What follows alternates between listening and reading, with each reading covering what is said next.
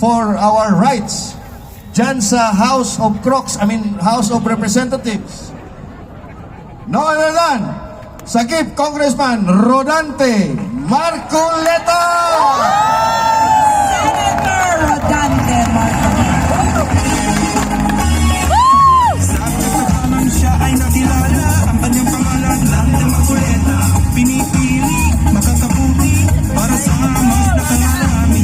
Katotohanan, ang sinasabi, Marcoleta lang sa mga pangakali.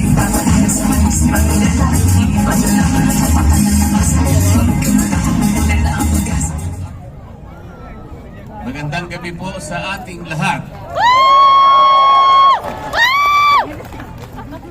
Gusto ko po kayong makasama ngayong gabi sapagkat alam ko kayong lahat na nandito ngayon ay matatapang. Kasi po sa House of Representatives, konti na lang po yung matatapang doon. Kaya sana gusto ko silang imbitahin lahat dito para tumapang naman sila. Para ipagtanggol nila ang karapatan ng bawat isang mamamayang Pilipino. Tingnan po ninyo ang nangyari sa akin. Pati hopya po na kinakain ko, inaagaw na nila sa akin. Napakawalang hiya nila. Puro salbahe. Wala naman akong ginawang masama. Sinasabi ko lamang sa kanila, mali po ang ginagawa ninyo. Ito po ang dapat nating gawin. Ito ang dapat nating ayusin sapagkat ito ang nasa ating rules and regulations. Ayaw naman po nilang makipagdebate. Hindi naman sila siguro mananalo sa debate. Ginugulo na lamang nila ako. Puro panggugulo. Kaya sabi ko pupunta na lang ako sa Cebu.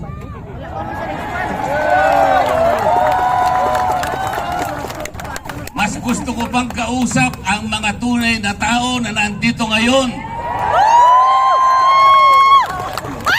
Sapagkat sila, alam nila ang problema ng ating bansa ngayon.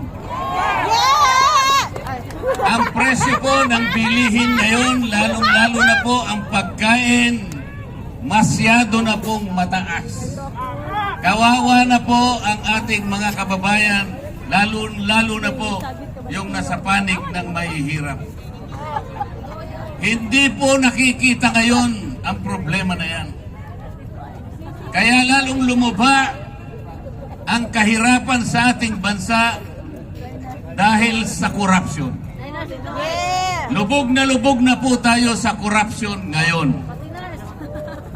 Kaya humirap ang ating buhay. Tingnan po ninyo, halos 30% po ng pera ng bayan ay napupunta lang sa korupsyon. Ano po ang epekto nun? Pati education nagsasuffer. Pati public health nagsasuffer. Sinasabi ko po sa kanila ito. Ngunit, imbes na pakinggan nila ako, itinuring nila akong kalaban.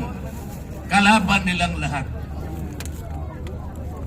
Tinanggalan po ako lahat ng committees sa House of Representatives. Ipinaglalaban ko lang naman na ibaba natin ang presyo ng kuryente sa bansang ito. Tinanggal po nila ako sa Committee on Energy. Inobjekan ko po yung bill na sinusulong nila doon sa Nordeco, sa bandang Mindanao, at doon sa Samselco, sa Zamboanga City. Ang sabi ko, pagka inapprove nyo ang bill na ito, lalong tataas ang presyo ng kuryente sa bahagi na yan ng Mindanao. Ayaw po nilang maniwala. Lahat po ng mga panukalang batas na i-file ko na 10 bills, hindi po nadinig yun. Ayaw nila. Wala silang pakialam sa inyong kapakanan. Ang gusto nila siguro, tumaas ng tumaas ang kuryente sa ating bansa. Alam po ba ninyo kung ano yung pinapangunahing layunin ng batas sa kuryente? Ang sabi ng batas, let us ensure the delivery of affordable rates of electricity to every Filipino. Affordable! Sa Bisaya, barato. Yes! Let's go! Barato ba ang presyo ng kuryente sa Cebu? Mahal kayo! Yung batas ng kuryente nagawa 24 years ago, 2001. The underlying objective is to bring down the prices of electricity in this country. It did not happen after 24 years. Bakit pa tayo gumawa ng batas kung yung pinakalayunin hindi naman natutupad? Yeah! Tayo na po ngayon ang pinakamataas ang kuryente sa buong Asia. Yan po ang totoo. Kaya humirap na ng humirap ang ating buhay. Ako dahil ako'y nakikipaglaban sa karapatan at sa katwiran, wala na po akong committee ngayon. Pati po yung aking mga allowances tinanggal na rin po. Pati po yung aking membership sa Commission on Appointments tinanggal na rin po. Pati po yung mga pinadadaan sa akin na pantulong sa mga may sakit, yung mga guarantee letters na binigay namin, yung mga pondo namin sa ospital, biglang finraise po lahat. Gusto nilang parusahan si Dante Marcoleta. Hindi po ako ang napaparusahan, yung kababayan po nating may sakit na gusto nating tulungan. True! Ganito na po ang nangyayari sa House of Representatives. Tingnan po ninyo ang nangyari. They impeached the Vice President. 215 representatives of the people signed the impeachment complaint.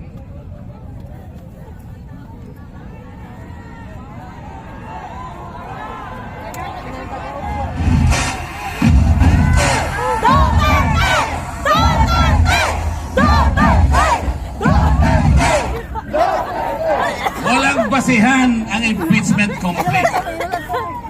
There is no basis for that. Tinangka nilang usisain yung confidential funds daw ng Vice President. I asked them, okay, kung gusto ninyong umpisahan ang pag-iimbestiga ng confidential funds, bakit ito lamang opisina ng Vice President ang iniimbestiga ninyo? There are more than 400 offices and agencies of government which are recipients of confidential funds. And they too were notified by the Commission on Audit to submit some kind of requirements. I asked them, ipaliwanag nyo nga bakit in-isolate nyo. Why did you only target the office of the Vice President? Why? Wala po silang sinasagot sa akin. Ayaw nilang sumagot because they cannot explain. Then I told them, bakit kayo ang nag-o-audit? Tayo na ba ngayon ang Commission on Audit? Ayaw nilang sumagot. I told them, the last time I checked, there is only one office tasked by the Constitution to perform audit and investigation of the expenditures of public funds. Only the Commission on Audit. Nothing more and nothing less. Let's go! Sabi ko sa COA, Mr. COA ayaw sumagot ng mga kasama kong magagaling. They cannot probably explain why they usurp your responsibility. Kayo ang sumagot. Bakit ninyo sinurrender ang inyong tungkulin dito sa komisyon, dito sa komite na kung tawagin ay Committee on Good Government? Actually, Committee on Bad Government. Sabi ko sa COA, meron pa bang opisina bukod sa inyo ang binigyan ng karapatang mag-audit, ang sagot ng COA, wala na po. Ibig nyo sabihin, exclusive kayo dito. Opo. Eh bakit ninyo binigay sa House of Representatives ang tungkulin ninyo? Yeah! Yung audit po, nag-uumpisa lang mag-audit. Initial findings pa lang. Wala pang conclusion. There is no finality of judgment. Everything else is questionable. Everything else is assailable and appealable. Pero kinuha ng House of Representatives. Paano nangyari ito? Ayaw po nilang sumagot. Isang tao lang ang nagdidikta sa House of Representatives. President! Napapirma niya ang mahigit na 200 na kasamahan ko sa House of Representatives. Paano nangyari yun? Did the more than 200 representatives consult their constituents kung pipirma sila o hindi? They did not consult anybody. Sila lang ang desisyon kasi mawawalan daw sila ng project. Mawawalan sila ng akap. Mawawalan sila ng ayudang ibibigay.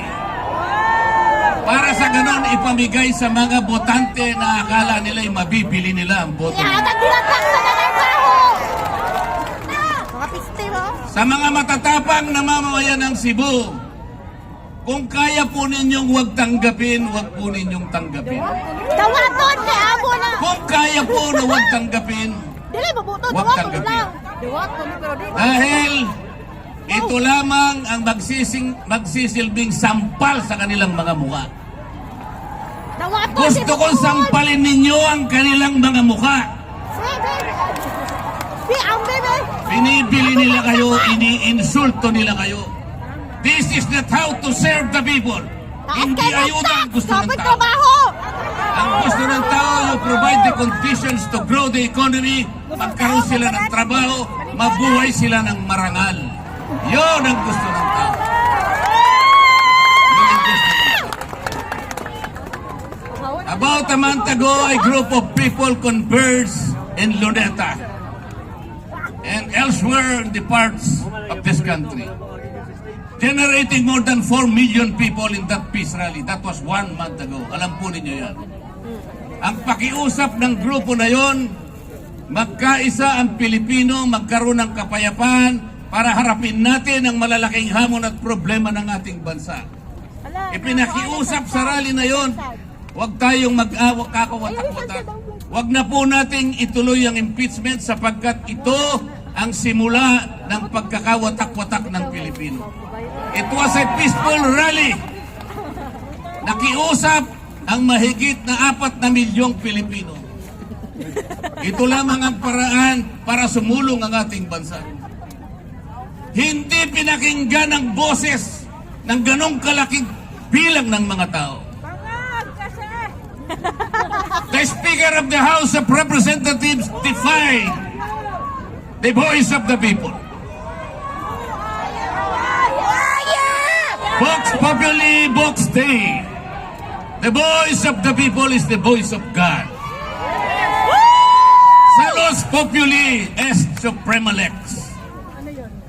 The welfare of the people is the supreme law. Mga kababayan, ang laki po ng papasalamat ko sa gabing ito sa inyo. Nakatagpo ko ang mga matatapang. Marcoleta! Marcoleta! Marcoleta! Marcoleta! Marcoleta! Marcoleta! Marcoleta! Marcoleta! Tonight, let us make a solemn vow. Tonight, let us make a covenant. Yes, let's go! Let us resist the temptation. Let us repel the vindictiveness of one man, the leader of the House of Representatives. He is responsible in weakening our institutions. Kinuha nila yung pera ng PDAP. Kinuha nila yung pera ng PDIC. Kinuha yung pera ng DBP. Kinuha ang pera ng PhilHealth. Kinuha lahat ang mga pera para ilagay sa project ng TBWA. Let us resist that. Let us say no. These people now gathered tonight have the capacity to do that. Let the terms of this covenant reach the shores of Tacloban City. To remind that man from Tacloban that he cannot lord over, that he cannot change the destiny of our people. Yes! Marcoleta! Marcoleta! Marcoleta! They want to impeach the vice president because he wants to become vice president. Hindi po pwede. It cannot be done. It cannot be done. They invented the Quadcom because they want to prosecute the former president. Hindi siya para inquiry in aid of legislation. Wala pong legislation na matino ang ginawa ang Quadcom. For more than 13 hearings, makita po ninyo yung ginawa nilang panukalang batas. Kahit na grade 5 student, pagtatawanan yung ginawang batas. Because it was not really intended to enact laws or to supplement in making laws.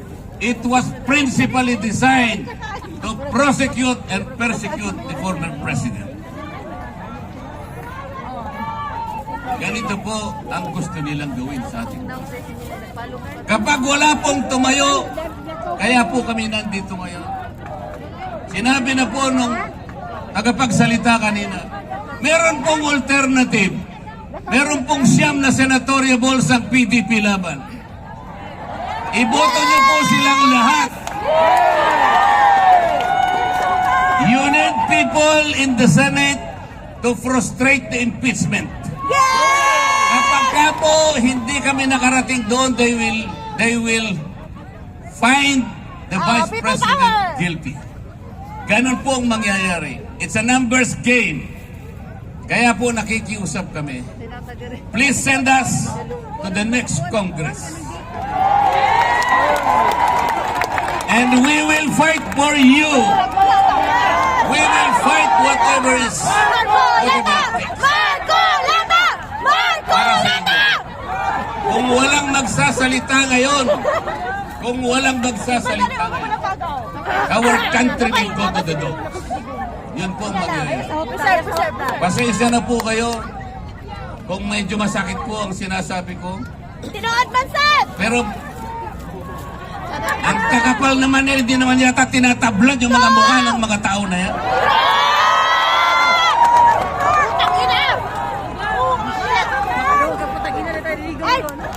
Tulungan niyo po kami.